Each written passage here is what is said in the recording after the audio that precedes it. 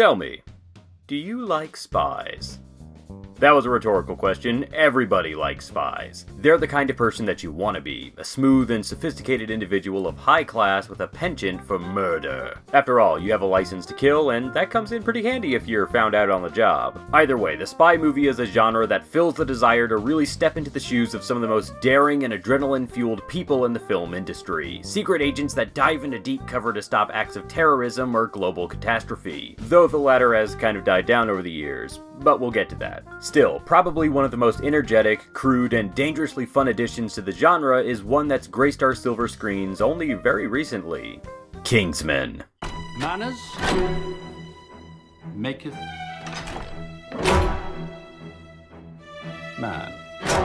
Kingsman was definitely a surprise when it hit theaters back in 2014. A delightful return to the high-energy stakes of older-era spy movies, going back to the more outlandish aspects of the James Bond franchise with the high-tech gadgets, the crisp, dapper suits, and the femme fatales that not only turn heads, but cut them off as well. Couple that with the cataclysmic plot by a larger-than-life villain, and it doesn't get any larger-than-life than Samuel L. Jackson.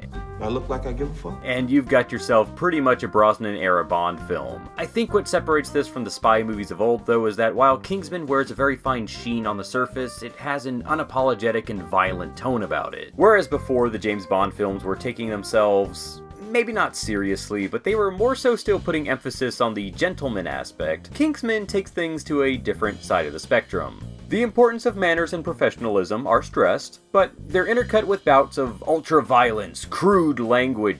Did you serve me at the McDonald's in Winchester service station? No. But if I had, I'd have given you an extra open of secret sauce. Sexually explicit. Okay, maybe they share that last one. But the idea here is that Kingsman is a lot more unapologetic in its portrayal of those that work in secrecy. You shot a dog just to get a fucking job? Yes, I did. Mr. Pickle here reminds me of that every time I take a shit. It's sort of a modern approach to doing the fun spy movie, having those gadgets and those crazy villains while spinning in the dynamic of characters that are a little more realistic and down to earth. At least I think so. Rob can attest to this. I actually have no idea how people from Britain are. Up until recently, I just assumed everyone there still wore monocles, so forgive me. I have trouble understanding you people sometimes. You all talk so funny. But outside of that, Kingsman shows us how it ties itself to the old spy movie and how it seeks to make a name for itself. Simply put, we're not following some well-established agent of an organization, we're following a regular kid, a thug at worst and misunderstood at best. And this is how Kingsman leaves its own mark on the spy genre. The story of Kingsman is pretty simple, which works in its benefit with the type of movie it's trying to be. A young thug gets a second chance to do something useful with his life and talents, becoming a secret agent under the watchful eye of his sponsor. Soon, the duo uncover a dangerous plot by an unhinged individual to lower the world's population, leaving only those he deems beneficial to the new society. When sponsor attempts to put a stop to this,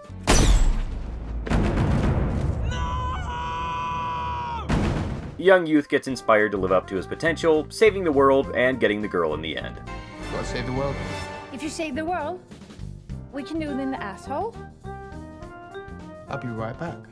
It's straightforward, to the point, but more importantly, it embodies a timeless message about the hidden potential within the most unlikely of us. Eggsy is far from what you would consider the typical spy archetype. Whereas the likes of James Bond, Ethan Hunt, Napoleon Solo, and the like are all mostly suave talkers with high gadgets, Eggsy is a kid from the streets, a punk, mostly known for his high-stakes joyrides and the time he spends in jail. He's almost as low as you can get for a prospective secret agent, but the Secret Service does the job of not just showing us spies already at the peak of their game, it shows us a spy in the making, raising Eggsy from humble beginnings and showing us the transformation in full from a man with rather low manners Jamie, I'll shoot you, goddamn it, I'll fucking shoot you!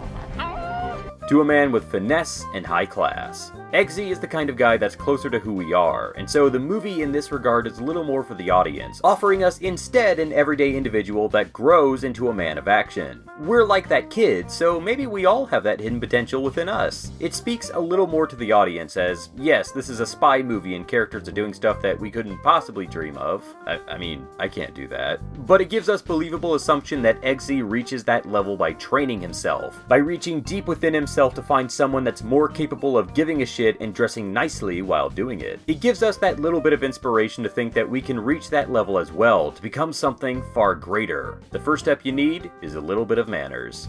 There's the other aspect of this movie that makes it stand out, mostly being that in a time where spy movies were slowly moving to the more realistic and grounded approach with stuff like the Daniel Craig Bond movies and the Bourne series, Kingsman sought to go back to the time when these were fun action thrillers. That's not to say that those other movies that try to do something a little more character-driven are bad. They pretty much kept the spy game afloat for a while, but I think Kingsman speaks to the excitement and adrenaline that was to be had with more out-there concepts with classic spy movies. The gadgets were inventive, the villain was so bombastic and had an insane plan. You couldn't get something like that in a modern spy movie. It's fun. It's a fun spy movie that reminds us of some of the best parts about watching these films. And it was a good break from the more serious, gritty revamps that we've been getting lately. It was a breath of fresh air. A great reminder of what's so cool about these characters in the first place, being that they're ultra-reflexive murder machines that love fixing their cufflinks just right. The fact that it goes so over the top only reinforces how much we missed this, I think. It was like watching all of our bottled up feelings explode forth onto the screen as we watched prosthetic limbed assassins slice their way through a room, or watching our agent heroes make their way through an extravagant party in an attempt to stop some world-ending plot. Kingsman was the answer to bring us back to the outlandish spy movie, and it does so with aplomb, whilst also making an identity for itself and saying a lot about who we can become. No matter where you come from, even you can be that slick badass that you've seen blow up terrorist organizations with a martini in hand. All I have to say is,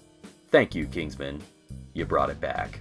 So, do you all agree with our assessment? Let us know in the comments down below, and thank you all for tuning in. Don't forget to subscribe to the Hybrid Network for more of our daily discussions and news updates. Make sure you catch up with us on Facebook and give us a follow on Twitter. If you'd like to see us improve and develop, maybe consider donating to our Patreon. Not only do your donations help us keep the lights on, they also help us to improve on our current format to help bring to you content of the highest quality. This is Luke, and we'll catch you all next time on Behind the Screens.